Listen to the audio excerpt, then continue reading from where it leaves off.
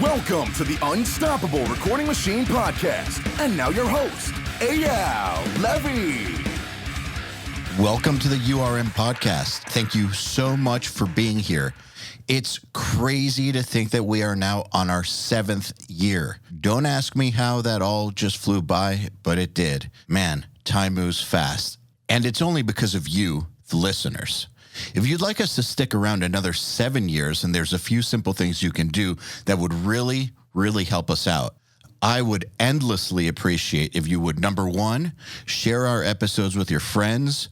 Number 2, post our episodes on your Facebook and Instagram and tag me at EYAL Levy URM Audio and at URM Academy, and of course, our guest. And number 3, leave us reviews and 5-star reviews wherever you can.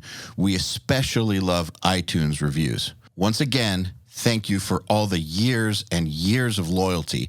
I just want you to know that we will never charge you for this podcast, and I will always work as hard as possible to improve the episodes in every single way. All we ask in return is a share, a post, and tag us. Oh, and one last thing. Do you have a question you would like me to answer on an episode? I don't mean for a guest. I mean for me. It can be about anything. Email it to me at eyal@urm.academy. That's EYAL@urm.academy. There's no .com on that. It's exactly the way I spelled it. And use the subject line, Answer Me EYAL.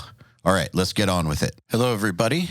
Welcome to the Discord Q&A with myself and Mr. Will Yip. Will, welcome. Hey man, what's going on, guys? What's up? Yeah, how are you, brother? Good. How are you doing? Doing good. I'm rocking, man. Rocking. Just track the song.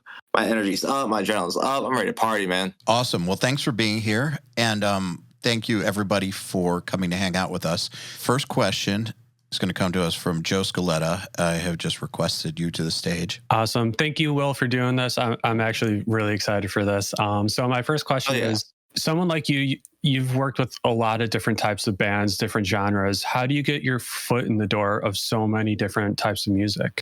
Ooh, that's a good question, because I kind of first off, thanks everyone. Thanks, Joe, for joining us and being stoked to chat with me and EYAL. But yeah, that's a big part of what I do. I always promote to artists, to people, to anyone that will listen to me talk. I'm a song is paramount person. I always tell bands, I always tell artists, tell my friends, I'm not a sound guy. Growing up, my interest was never in sound. Like, that wasn't what I loved. That's not why I fell in love with music. I love music. I wanted to work in music. I wanted to play music and write music because I love songs. Song is paramount to me. So, getting to work with, say, someone like Lauryn Hill for 5 years, she just trusted my taste in songs and in melody and in, how to capture, even on the engineering side and production side, how do we capture it to really highlight the song? That's the same approach I take to a band like Code Orange or Turnstile, So it's all about the song to me. I think that's what, the people that I end up connecting with, they recognize and they find value in that. And yeah, that's it. I really try and promote that, because I always tell artists, when you come to Studio 4 and make a record with me, you're not getting a Studio 4 record. I don't care what people say, I don't care what the internet says about what a Will record sounds like. Last time I checked, there was a month where a Code Orange record came out, the same month that a Turnover record came out, that a Pedal record came out. And the only thing they have in common is that when you come to Studio 4, you're not coming for a certain sound. You're coming to have me join the band, join the artist to work on the songs. And that's what they share in commonality, that you have another person joining your team to really kind of support the songs. And that's it. That's why I get to work with a lot of different sounding artists, because I'm not really a genre specific person. That's not my taste in music. That's not, I don't listen to one type of music, and hence I don't work in one type of music. I try to stay busy. Do you put that out there when you're booking artists to work with, that you want to be involved with the songs? Like, for instance, if a band is just looking for someone to record them and not get involved with the songs, is that something you may not be as interested in? Yeah, 100%. You know, growing up, I love writing. I love playing in bands. I love making beats and doing, and I just love creating. But I always hated touring. I hated touring. I hated being in a band in terms of, spending a lot of time with the same people creating. I just want to create and create as many people as I can. And I always have that itch to generate new stuff and create new ideas and come up with melodies, come up with lyrics, come up with, arrangements, compose things. And I just want to help. I just want to help people create. And if bands, I'm lucky enough right now, fortunate to have a bunch of people that want to work with me. If there's an artist that wants my help on the song building and on the songwriting side versus a band that doesn't, I'm going to go to the songwriting side, not even for the royalties, not for the publishing, but because I love doing that. That's why I do this. And that's, and I outwardly say that when we're going into a discussion about me possibly doing a record, I tell bands that I'm going to be pretty involved and I want to be pretty involved where I'm needed, and I always tell them as well, I'm inherently lazy. So I want every song and every demo to come to me perfect. But, it's just, that's not the case. I'm picky. People are picky. And I want to help. I want to make the songs the best that they can be. I want to turn over every stone. I want to try every melody idea. I want to try every lyrical theme that inspires us. And that's why I get to grow with bands. I'm lucky enough to feel like I'm in like 40 bands, so yeah, and it's just a little more fun for me. I tell bands if they're coming to me to grab it and capture it and just capture it and engineer and mix it, I'm not your guy. I really don't have that much joy in spending 8 weeks just being an engineer and capturing performances. I want to create, I want to make a new song every day. I think that's actually really, really important for a producer to know what their strengths are and what it is that they're the most interested in, because I think that following that, I mean, obviously you can't always work on your favorite stuff, but you need to work on the stuff that inspires you, because that's what will get you working the hardest, I think. Exactly. And that's why I love every single thing I do, because I love every single melody and every single idea that we put on. And that's why it's, what we do here is, I think, is a little above just a genre. You know what I mean? That's why I can do a Turnstile record one day and then do a singer-songwriter record the next day, and then a Barty Strange hip-hop remix the next day, is because I just love the song, man. And if I am happy with every second of every melody, every song, I'm going to have fun every day, and every minute of every day, just enjoying what I'm doing. Makes sense. All right. Next up, I'm bringing Stefan Mileski to the stage. So Stefan. Hey, Stefan. Hey, how is everybody? How are you doing? I'm great. So I wanted to ask you, since you wear a lot of hats in the studio, what is your job today? What is your job as a producer in the studio, since the term is quite fluid? Yeah, that's a great question, because I don't think a lot of people know. And people have different expectations. It is a tough one, actually. Yeah, I know what my job is. My job is to deliver the best record the artist can. Take it from wherever it is, and to deliver the best record they can at this point in time, and whatever it takes. I work around the clock. I think everyone that knows me knows my schedule is pretty kind of whacked. I've taken songs. I have artists that I did 6-7 records with, and say the first record, they came in and the ideas were pretty well fleshed, and then I had ideas. I just had ideas to change up the song and say, yo, why don't we try this melody? Why don't we try this? This isn't right. This isn't right. Can we just try things? That's all I want to do, is try things. And then the next record, we co-write the whole record together from the jump. So it's like, it's just whatever's going to get the record done. I tell people, when we work, we're just going to show up to the studio and get to work and make music, whatever that means. I'm working with a band right now. One of my, I can't say who it is, but one of my favorite bands to work with. And we had a fun kind of exercise, because the last record, our favorite things were things that we built up from scratch in the studio together. So this time we're like, yo, let's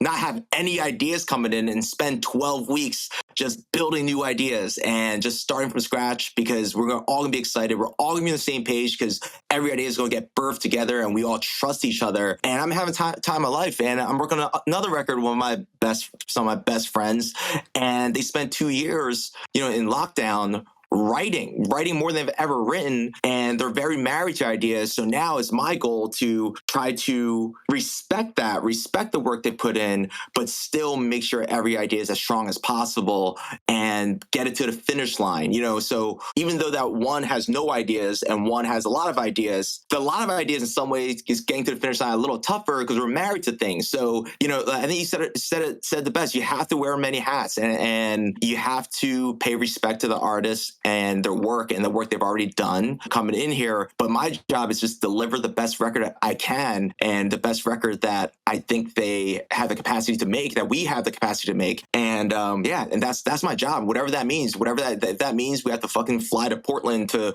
write with these two other dudes in Portland. We'll fucking do that. Or if it's just to capture the best version of the demos that they brought in, if that is the best version of the record, then that's what we're gonna do. So I think that's job as a producer, is just deliver the best record they can. Awesome. Okay, so we have a question from the crowd, which is, how much of your workflow is analog over digital plugins? Like, do you strive to mix as you go, meaning try to get tones as close to final while tracking? I think it's a little bit of everything. So my mentor and then my partner now at the studio, he's an old school guy. He's they call his production group the Butcher Brothers. They were in front of the mainstream hip hop stuff in the early 90s, and they're called Butcher Brothers because they slice tape all day. They're so great at it. And I learned, my formative years as an engineer was with him, and using a Neve 8048 and a Brown EQ SSL 4K and a two Studer machines rolling in every single room. So that was my background, and that's why at first I got a lot of cool punk bands, because they wanted a place in this area to do analog stuff when everyone was trying to hop over to dig in the late 90s, early 2000s. And I like to think that I do whatever. Again, I'm gonna go back to the song Paramount. I'm gonna drive that to the ground, but I do whatever that the song calls for. So there was one record where the band wanted to commit. They had such a hard time historically committing to things, and they're like, "Yo, wouldn't it be cool if we just did a record all to tape, like not even just like analog output gear instead of plugins. Like we're saying all the tape mixed on all analog stuff, drop down to half inch, send a half inch to the master. And just so that these songs were so raw and so emotive, they're like, we just want to commit and not overthink things. This is going to like bound us so that we can commit. And that's what we did. And whereas most of the time, I use everything. So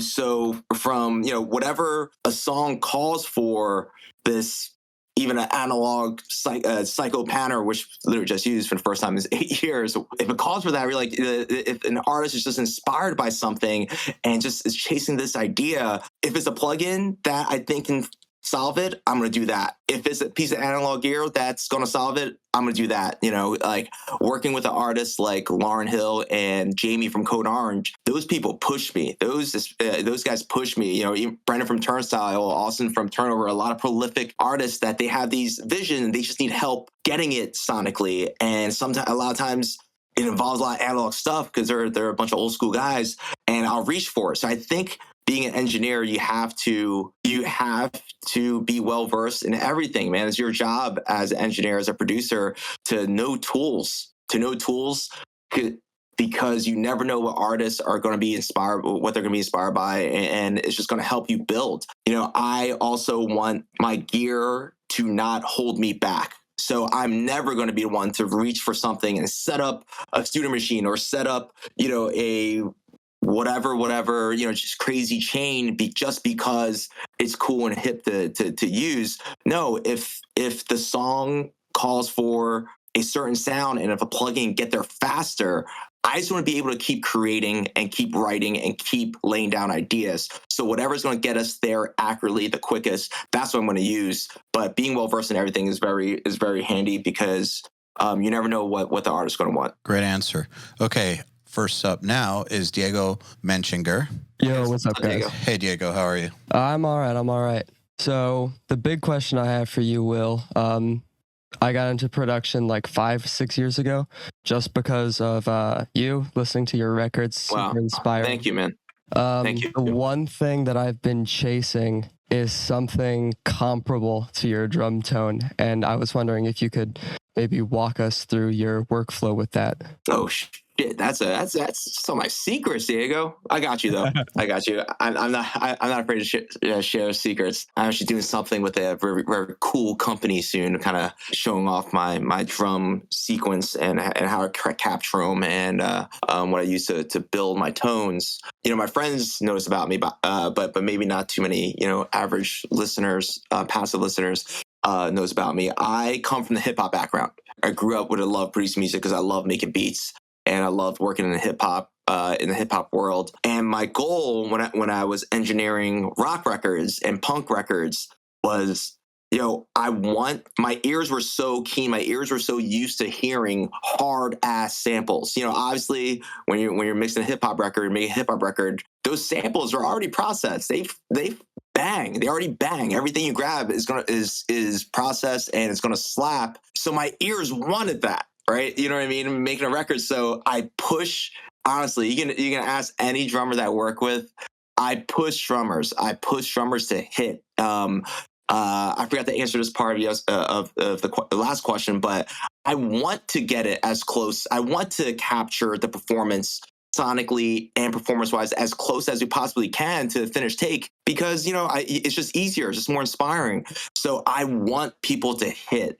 And you can ask Dan Fang from Turnstile, who's one of my favorite rock drummers. When we did our first record, his hands were bleeding and, I felt bad, but, we were getting the craziest rim shots. We wanted these heavy, heavy rim shots.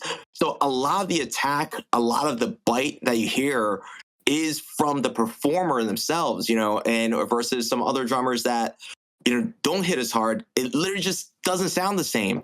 So I think 80% of it comes from the actual drumming, from the actual drum performances. And obviously not every single song should be hit as hard as possible. A turnover record drums should not sound like a Turnstile records of drums. But I'm a big believer in consistency, especially on rock records. I want my guys to be consistent. I want things to be well voiced. It just makes the whole process easier. So instead of reaching for trigger 2 and sampling it, I'm trying to get it off the performance and off the room. And people always ask me, what mics do I use? What pre's I use? What's your EQs? And dude, my stuff is easy. Everybody walks into my room, they're like, oh shit, this is it? I'm like, yeah, I know the tools. You have to just know your tools. Once you know your tools, you can do anything with them. You know what I mean? I think when I was in college, I found myself kind of sucking because I was trying out so many different things and I wasn't able to really understand everything that I was using. Mics, pre's, EQs. I wasn't comfortable. It's like a chef with their knife. You know what I mean? If you're not comfortable with your knife, you're not gonna cook as well. You're not going to prep your food as well. If you're comfortable, it doesn't matter what the knife is. Some of the most famous chefs I know use an $800 mic versus $800 knife versus, some chefs, some even home chef that spends $4,000 on a knife and don't know how to use their knife, and that's my thing. And you walk in straight up, I'll tell you, I have 57s on the snare. I have a Beta 52 on the kick. I have 421s on the toms. I have Norman 184s on the overheads, and I have a ton of room mics, a bunch of stereo pair of room mics, and a pair of Coles, a pair of 84s on the rooms, a pair of 87s on the rooms. Nothing's crazy. I like it, nothing's like out of this world. It's like, oh man, you're using this $20,000 this. No, I just know this stuff. I've known these tools since I was 19. And obviously I tried other stuff, but these are things that I just felt were, like another extension of my arms, extension of my ears. And it just makes grabbing this stuff easy. And everything's going through, my Neve 1081s that I've been using since I was 19. And I just know those preamps and know those EQs so well that I feel like I can do anything with it. You know what I mean? So I think that's a big piece of advice that I can give any engineer is know your tools. Have fun, obviously, try out all the different stuff, but make sure, the stuff that you're leaning on, what it does so that when you start writing, producing, building. Oh shit, you need this. You have a vision. Boom. You know the tools that you know what's in your toolbox, and you can just get it quick. But yeah, my drums, there's not that much of a secret other than I try to get things as consistent as possible so that it's as malleable as possible. Just like in hip hop, right? You know, you can always swap out a snare drum, even the last mix. So there's been records, you know, half my records, I track the shells and the cymbals separate. I know drummers, drum nerds give me a lot of heat for it. I'm a drummer. People forget I'm a drummer. I played drums for Lauryn Hill for a long time. I played drums for my entire life, but it gives you so much flexibility in your mixes. Say a snare still doesn't feel right by the end of the mix. If you track the whole thing, you're just going to lean on cymbals and compression and gates to get that right. You know, if you track the whole shells, you can even swap out the shells, right? And then just edit and re-edit it to the mix. And you know, you can squash the drums, but not squash the cymbals. But big piece of advice is, it's definitely works better when you're a drummer tracking that way. Because I've seen a lot of guys that weren't too familiar with drum performances try to do that, and it's not the right mojo. Every time I do it, I edit it like a drummer. I don't edit it like somebody else, you know? So that's another little secret that I have on my drum stuff, is I do a lot of things separate just so I have flexibility, like the way I have flexibility in a hip hop track. Awesome. Great answer. Hey, everybody. If you're enjoying this podcast, then you should know that it's brought to you by URM Academy. URM Academy's mission is to create the next generation of audio professionals by giving them the inspiration and information to hone their craft and build a career doing what they love. You've probably heard me talk about Nail the Mix before, and if you're a member, you already know how amazing it is. At the beginning of the month, Nail the Mix members get the raw multi-tracks to a new song by artists like Lamb of God, Angels and Airwaves, Knock Loose, Opeth, Meshuggah, Bring Me the Horizon, Gojira, Asking Alexandria, Machine Head, and Papa Roach, among many, many others. Over 60 at this point. Then at the end of the month, the producer who mixed it comes on and does a live streaming walkthrough of exactly how they mix the song on the album and takes your questions live on air. And these are guys like TLA, Will Putney, Jens Bogren, Dan Lancaster, Tui Madsen, Andrew Wade, and many, many more. You'll also get access to MixLab, which is our collection of dozens of bite-sized mixing tutorials that cover all the basics, as well as Portfolio Builder, which is a library of pro-quality multi-tracks cleared for use in your portfolio, so your career will never again be held back by the quality of your source material. And for those of you who really want to step up their game, we have another membership tier called URM Enhance, which includes everything I already told you about and access to our massive library of fast tracks, which are deep, super detailed courses on intermediate and advanced topics like gain staging, mastering, low end, and so forth. It's over 500 hours of content, and man, let me tell you, this stuff is just insanely detailed. Enhanced members also get access to one-on-ones, which are basically office hour sessions with us, and Mix Rescue, which is where we open up one of your mixes and fix it up and talk you through exactly what we're doing at every step. So if any of that sounds interesting to you, if you're ready to level up your mixing skills in your audio career, head over to urm.academy to find out more. Dylan Joseph, you're up next. What's up, Dylan? What do you think like the most effective strategy is for like releasing music these days? Like to do like a series of singles or like the EP or album or? Oh shit, I love this. I'm not sure if everyone knows, but I work on 2 record labels. And it's something that I've been growing more and more passionate about. I've never grown up. I never wanted to work on a label. I just want to work on songs. I actually hated the suit side. But in 2015, I kind of realized that I really wanted to be more involved on how we share music. And, again, I'm pretty hands-on. If as people can tell, I'm very hands-on with our music in here. And I want people to consume it in the way that us, the artist and me, kind of designed it for them to consume it. So the label, having my own indie label and working on a subsidiary for a major label was kind of like the right next step for me. Your question is a great question. I think it's ever changing.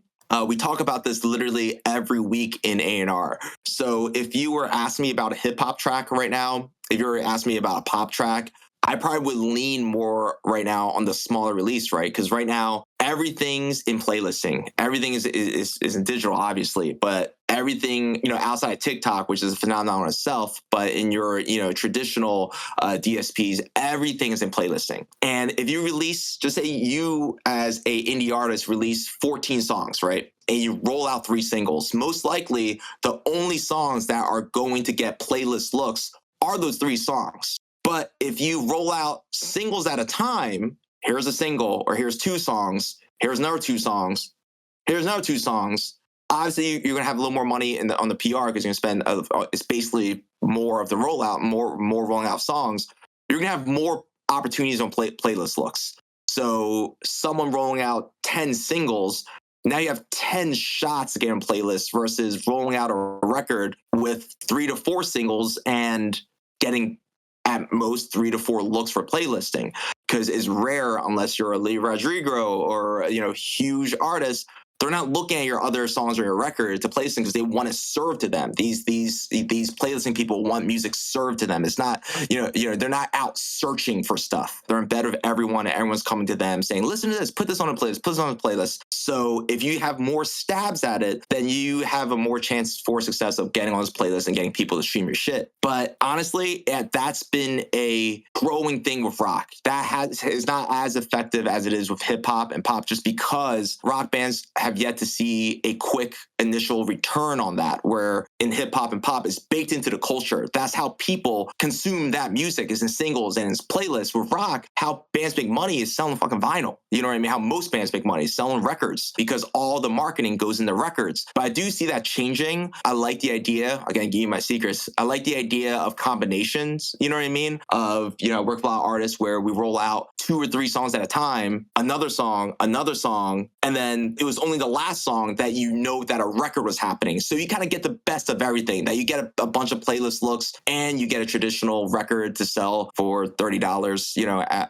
at the end of the rollout. Awesome. Thank you for such a detailed answer. Hell yeah, man. I hope I'm not talking too much, man. I know. No, this is what this is for. Is if there's any place where talking too much is good, it would be here. So yeah, I can go on, bro. I can talk. I actually find the whole playlisting thing and the rollout process fascinating these days, because it's so different. It's so different than it used to be. Exactly. My answer is probably going to be different a year from now. But right now it's the most effective way I've seen this work. Well, that's key. Actually, that's what's really important here, is that your answer would be different a year from now. I think where a lot of people go wrong is they have one period of time where they worked hard to understand how to release things. It could have been 10 years ago, it could have been 3 years ago, but there's a time period where they put their energy into that. And like most human behavior, people get stuck in their routines. They're creatures of habit. And so while something like record release strategy and tactics are this continually evolving thing, or is this continually evolving thing, lots of people get stuck on whatever worked for them at one point in time. And that's why it's so many people find it so tough. It's something that you need to keep on re-upping your knowledge on, because it's constantly changing. Yeah, I feel that way with anything involving technology, obviously, and even on production side and stuff. I've seen a lot of careers kind of come and go because they were not trying to evolve, because they thought, it's status quo. That cannot happen in tech. Anything involving tech, if your attitude is status quo, you're gonna get rocked, and you're gonna end up fucking selling insurance. I don't know, yeah. But yeah, especially releasing music, because I never thought I'll see a day in rock music now that because of TikTok, major labels are signing fucking songs. They're signing a song. Like, they're investing. They see you as a band in a song. You're an unsigned band and you blow up on TikTok. They're signing just that song. So because they're just collecting assets right now, and that's fucking cool. That's crazy. It gives you flexibility, but I never thought I'd see today. So things are evolving, and your strategies should be evolving, and in the music world especially, but in all creative worlds, your mind should be open to changes, because you kind of have to be. Yeah, no way around it. Okay, Kiko Picasso, you're up next. I saw that you have a lot of repeat clients. Seems like quite a bit more than usual. And so I'm curious if you find that, like, if you find the process changes when you're working with a band you've done 5 or 6 albums with, or if it feels like it's almost just easier to do something more consistent with the band when you've done 5 or 6 albums with them. Yeah. I'm not proud of too much, but I am very proud that other than one band, they kind of sucked, but other than one band, every single artist I've worked with, I've done more than one record with, and I'm very proud of that. That shows our relationship and our trust in each other. I never make the same record twice, even with the same artist. Not that we go out of our way to do like stupid things. I'm never a guy that says, yo, let's do something different. Let's do something different. No, when you're 18, when you're 16, the record you make at 16 and the record you make 3 years later in 19 and 20 are going to be different. Your taste is going to change. You know, so you as a producer forcing the same kind of, you know, it's forcing the same fucking structure of making a record on them while these people are trying to evolve. That's why bands pass you and don't return to you. You know, I'll use the example of Title Fight. You know, I've done 4 records for Title Fight. The first record, they had it all written out. They barely wanted to produce it. They wanted to just fucking do it. We did it live. We did it all live. But it was a dig, but we're like, let's just track it live and we're over our vocals. We're like, cool. It's like no click. The next record, they're like, yo, let's spend a little more time on the songs. So we did a song a day. We built up a song a day, really got into nitty gritty of it, and fucking, you know, and the next record was the tape record where we did everything to tape. It never touched the computer until the songs were bounced down to iTunes because we wanted a different energy than the record before it because we were having such a hard time, not hard time, but we were slower on committing to things. We're like, yo, let's fucking commit quicker. Last record we did, you know, we had demos already. And, you know, Shane was just like, yo, we already did this before. Like, the songs felt too familiar to him. We already have 14 songs. We literally, other than 2 songs, threw them in the trash. And we said, how about we just write a new record right now? So we literally just wrote a record, which we've never done before. So, you know, my thing is, again, I'm joining the band. So to me, there's no process rubric that I follow. I have tools, obviously, that I go to when we decide what the plan is. But, you know, I'm working on a band that is my 6th or 7th record with, and we had a really deep conversation. They're like, Will, you've been a part of the process since the jump. We want to use you. It's like a real thing, but we don't want to make the same record again. We're changing.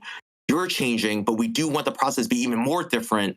But we trust you that it will be more different. What can we do? It wasn't like it was like a question of like they were testing me. It was just like we were having a trusted adult conversation of like, we want to keep this team intact, but we have to get creative on how we make this different. And we completely flipped it up, you know, because I know what they're listening to. I know what they're referencing. I'm like, how did those people make records? You know, and I started going to that deep dive. So I'm never not going to be a student of the game, right? I'm never, you know, when bands give me references, they want to kind of feel like this, but like this part feel like this. It could be two opposite things. I'm trying to collect all of that and give them the experience that they want. That is why I get repeat stuff, because I'm growing with them. I'm a part of their process. They're not a part of mine. And I just happen to have the tools and resources to make a record. So, you know, I'm just growing with them. You know, Justice from Angel Dust and Trap on Their Ice, one of my best compliments that I could ever have. It got back to me from another artist. You know, he said he would tell, you know, he's kind of like the hardcore OG, so he would tell all of his friends to say, always use a different producer just to change things up and get inspired, you know, and because you're gonna get stuck with the same producer except for Will. And when he said that, I was like, damn, that's fucking cool, because I'm willing to grow with them. And that's why even with your turnovers, even with your turnstiles, even with your title fights that I did a bunch of records with, every record is pretty fucking different, you know, from each other, from the last. And I'm grateful I get to grow with this band, you know, and I never expect to do the next turnover record. I never expect to do the next whatever record, you know, but it's pretty awesome when I do get that call. I love your answer to that. It kind of relates back to what we're talking about before, about people kind of getting stuck in their ways when it comes to the music promotion. I think that lots of producers get stuck in their ways, which artists get sick of that and want to move on. But where you see very successful long-term collaborations is when both the artist and the producer, independently of each other, are committed to constant, never-ending improvement and evolution, and they're on the same page about always taking things further.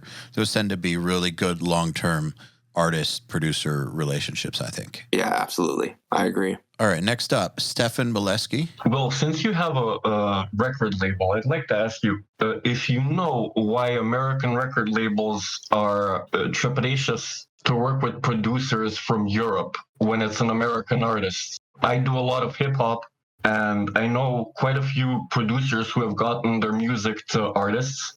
Yeah. And the artists would love the songs, would record on the songs, but when it comes time to releasing the album, those songs mysteriously get chopped off for American producers. Do you know a logistical reason why that would be? I can guess. I don't think there's no actual beef. You know, I some of my favorite artists, producers and writers in the world are European. Yeah, seriously. It would be a dream of mine to work with them, you know, and to sign tracks and to place their tracks. It would be an honor. I really can't speak for any of those situations. You know, I can see it getting hairy on, you know, the writing and publishing side, but, you know, all those producers would have their, especially larger ones, would have their shit set up.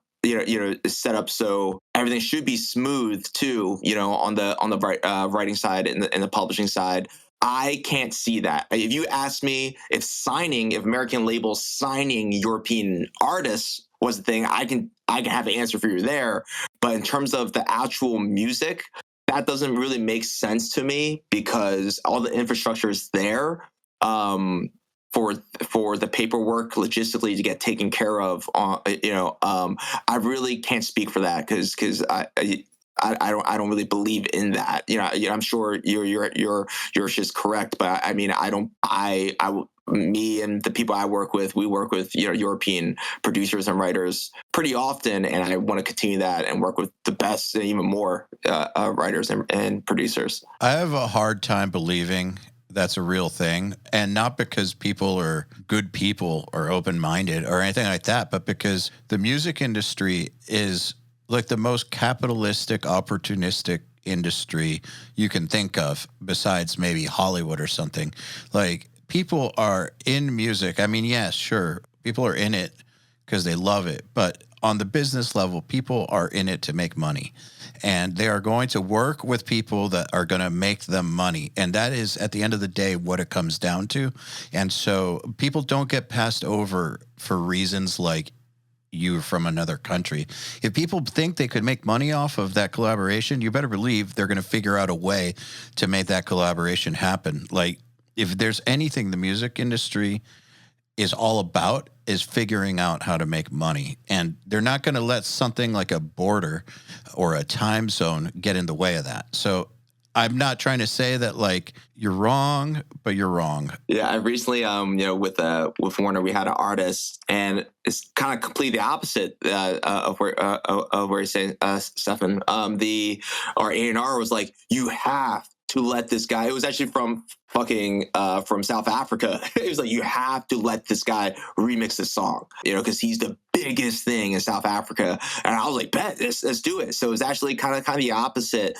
I actually don't know why, because everything's already set up. Like there's no legwork that they'll have to do more of. If the fit's right, it should work. Yes, look at other things besides I'm European, so I didn't make it. Like that to me seems like not wanting to look at the truth. Now, I'm not saying that the work is bad or anything like that, but gotta be honest with yourself about why you would get passed up. And I know that, hey, look, in the past, when I've been kicked off a record, well, not kicked off, but like not hired back, it was very easy for me to think to myself, oh, they're just fucking assholes or something, instead of like realizing I wasn't the right fit, which I then eventually realized it was never because they're assholes. It was always because we were not a good fit. I was not the right person for the project. And it's a bitter pill to swallow, but probably the truth. All right, up next, Jeff Black. Hey, hello. Hey, how are you? Hey, what's up, Jeff? Hey, guys, thanks for doing this. So when I work with artists, earlier you were saying that you like to push your artists to get the most out of them. And I feel like a problem that I struggle with when I work face to face with artists is I tend to always default to handling them with kid gloves, and I'm almost like too nice, and I'm just having a bit of trouble kind of grabbing the moment a little bit more and knowing when to push someone and how far. And I was wondering if you have any advice on just sort of reading an artist and knowing when to just kind of take the bull by the horns and be more assertive. It's such a tough thing, right? It's like asking how to be a fucking psychologist, right? You know what I mean? It's the biggest thing about being a producer in a room, especially when you're grabbing the record, even outside of writing and outside whatever. But when you're actually working and building the record, it's all relationships. It's all communication. Number one, respect. Have fucking respect for the artist, have respect for each other. And if everything comes from a place of respect and validity, and where what you're saying to them is come from a real, earnest, well thought out place, I always find that to work. I tell, I push people, but it always comes from a place of it's not like a dickhead. I know everyone in this chat has worked with an engineer that's a dickhead. And you guys know what I mean. Their patience, wears thin by the end of the day, or whatever. And they're just, stubborn, whatever. Like, yo, we should feel lucky, man. We should feel lucky we get to make music with dope artists or not dope artists. We should be lucky we get to make music every day. You know what I mean? Everyone should. The artists themselves, the producers. Why be a dick ever in a room? And be someone that people like having around. And if that's the case, then people will listen to you and trust your taste. I tell bands when they come in, I literally have a book of notes of like my thoughts on demos or ideas. And I always tell bands like, yo, everyone's worked with a producer that just starts saying shit like, oh yeah, yo, try this. When you can tell he just thought of it on the fly and he's just saying things to get his hands on it. And it's like, no, man, that's every idea I have is one idea of 20 ideas that I'm not bringing to you because I think these are the most valid ideas. And I respect your work that you've put into these songs already. And because again, I'm going to produce like 14 more records this year. This band is lucky to do 6 records in their career. Producers have to realize that these records mean a lot to artists. So you have to do everything you can to respect the songs, respect the artists while getting the best out of them. So another thing is, when they come in and you see them play, I highly recommend before working with artists, see them play, even if it's a solo artist just singing, if it's a band, if it's whatever, see them play so someone that's a professional in music can really diagnose for yourself what you think you can get out of them. And that's my thing. If we're going to, I'm sure a bit of your question sounds like is about getting takes as well, outside of like the core of the song. There's certain drummers that I work with that are just not going to play like Dan Fang, even the same genre, Dan Fang from Turnstile. They are just, they just don't have those years. They just don't have those chops. I have to set my expectations at a certain level and get the best that person can do, not something that doesn't exist. And then it's my job to capture in a way that I can mold that to the performance that I want, to the result that I want. So you really have to assess what you're working with from the songs on the songwriting side and to the performers. You have to, before working with them, as you're working with them, assess what you can get out and really dig into what more do you need and how you're going to get it to get the product that you're going to need, get the end result you're going to need. But in terms of working with people, again, I cannot stress enough, have respect, because the more respect you have is the more respect they're going to give you back and the more trust they're going to give you. And when that happens, then you're going to get a lot more of your ideas across without rubbing anyone wrong. I agree with everything you just said. I think that was right on the money, because this is all about relationships and communication and respect. You need to be thinking about what's going on even when you're not, dealing with a musical issue, because how you relate all day long to each other is going to play a significant factor in whether or not musical ideas are taken or you're taken seriously when, you want more takes or whatnot. You have to look at the big picture of how you're interacting. And something I've noticed that producers do, that producers that are afraid to say things, that's a bad thing. You need to find a way to be comfortable enough to be honest. Well, honest in the way that suits the session best. And the reason I'm saying that is because if, for instance, your boundaries are crossed and you don't say anything, and then you let an entire session go on weeks and weeks and weeks, and you don't establish your boundaries, so you're getting more frustrated with it. And then 3 weeks in, you have a bad day and you're a dick, and they don't know where it's coming from because, you've been fine till then, and then suddenly explode on them or are a dick.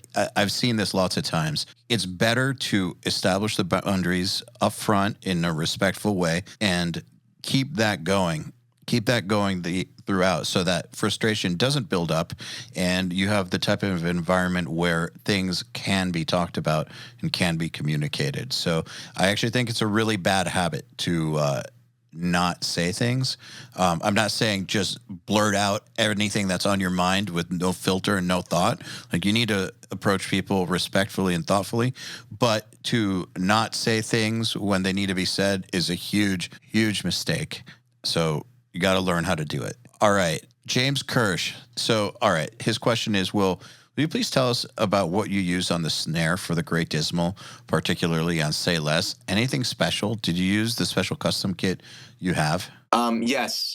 So I love everything, but I am obsessed with drums, grew up with drums, and I bought into a drum company. So I'm a part owner of my favorite custom drum company called Blackwood Drums. And on that record, on most of my records, I'm using a seamless aluminum kit. Again, people get weirded out by that, but that brand Q Drums, they're making a lot of metal kits, but they're sheets of metal that kind of folded into a circle and riveted. Our shit, we work with this company in Turkey that makes molds, that makes custom molds, and they spin drums so that the shells are perfect circles. They make a perfect circle and you can't get them out of tune. And aluminum, it actually produces a very similar sound to wood. I just got a new copper kit, a seamless copper kit that does not. That sounds like a metal kit, but the aluminum sounds like the most in tune maple kit you've ever heard. And we use that on that entire record, and a seamless 6.5 by 14 brass snare. Again, that record, see, no one can tell. That record, we tracked everything separate. We tracked shells and cymbals separate. And in a lot of songs, we track the elements separate. Like, we tracked snare and kick and cymbals separate, just to fuck with it. There's a bunch of songs on that record that we want to feel loopy and we want to have control. Now, we didn't want to sound like a loop, but we want to control it like a loop, so that we want the hi-hat to have this like reverse thing, but not the rest of the cymbals. You know what I mean? Or, like that song, that snare, I forget what I put on it, but it was something pretty basic at the end all be all. It was just like a decapitator just punished up and slammed through a pair of Lem 76s. That was it, and that's SM57 on it, with the overheads on. That was the only thing that was capturing that snare. It was as a 57 on top and bottom. The overhead just squashed through Lem 76s through it with a decapitator, kind of crushed through on it. Just worked along with the other tracks. So yeah, again, when Nikki, the singer, had a very specific vision for that song, and my goal is just to understand it and know my tools, and for me to just use my resources, collect my resources, and just get us there quickly. And we got there pretty quick. It was a pretty instantaneous thing. And what's funny was that people think that it takes forever to track separately. Not with me, because when we do whole takes, it's a lot harder to hit hard when you're worrying about your right hand playing cymbals too. Without having to worry about cymbals, we're smashing the grooves on the shells. And we actually got a lot of that record drums done pretty quickly. I don't think any song took us more than like 45 minutes to get the drums. Whereas the record before, we spent close to a day on a song, every single song, sometimes even more. And I think the new record sounds a lot better, and in some ways even more natural because of it, because it was such early takes. There was such like the first or second or third takes that we got the shells, because we got that natural, fresh groove. Awesome. All right. Time for one more. This is going to be from Sean O'Shaughnessy. Sean. Hey, what's up, Sean? Earlier, we talked about how involved you are in some of the songwriting processes, and I know a lot of these artists you're working with already have their songwriting chops down, and you have your songwriting chops down, but is there ever a time where you find like a song just isn't coming to fruition, and what ways do you get over that hump? Do you just like abandon that song, or is there some like method you use to help reach a song's conclusion or like get the song out? That's a great question. If there's not something in the song that I find redeeming, like there's not one melody or a lyrical theme or a feel of instrumental or an instrumental that inspires a dope melody, you know what I mean? I would just move on.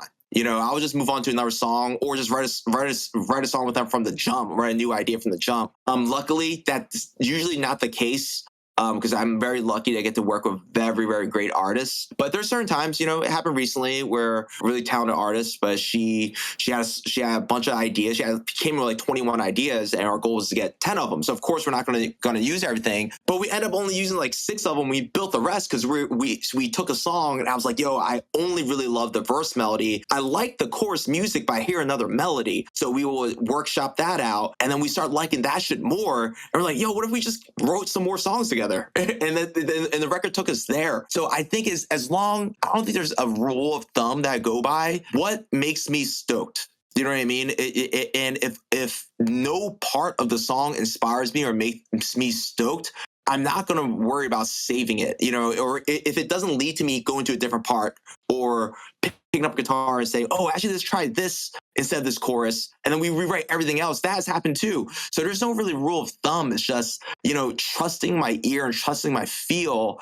And I'm very grateful that when I'm in a room with other talented people, that when I say, yo, guys, I'm not feeling any part of this song, everyone in the room, there's going to be some agreement in the room, and they're going to trust me. If it's not making me stoked, there's a good chance it's not making other people stoked. And I feel that with the other people in the room. I trust the singer. I trust the primary songwriter in the band. It's like, if they don't like the song, then, maybe a lot of people probably won't like the song as well. So I think there has to be redeeming qualities, and you find those. You find the parts that inspire you. Because again, we'll end Q&A. I mean, I'm down to talk whatever, but in theme, it's all about the fucking song. The song is paramount, and if no parts are redeeming or no parts inspire you, move on to something else. Or if that's the egg for something else, we just wrote a song. So we did it the last few days, wrapped it up this morning, and the first version was a completely different thing. But if that first version didn't happen, we wouldn't have got here. We wouldn't have got this completely different version.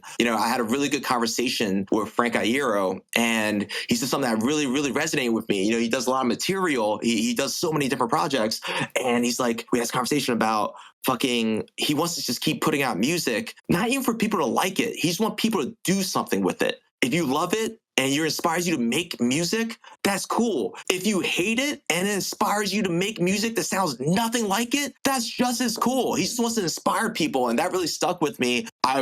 Me personally, I want everyone to love my shit, but I just want to inspire people. And as long as the songs are inspiring to me, I'm going to dig in. Awesome. Well, Will, thank you so much for hanging out, man. It's been a total pleasure. And thanks all of you for hanging out with us and asking great questions. And we'll see you all next time. Yeah, this is great. Thank you, guys. All right, then. Another URM podcast episode in the bag. Please remember to share our episodes with your friends, as well as post them to your Facebook and Instagram or any social media you use. Please tag me at EYAL Levy URM Audio at URM Academy, and of course, tag our guests as well. I mean, they really do appreciate it. In addition, do you have any questions for me about anything? Email them to me at eyal@urm.academy. That's EYAL @urm.academy,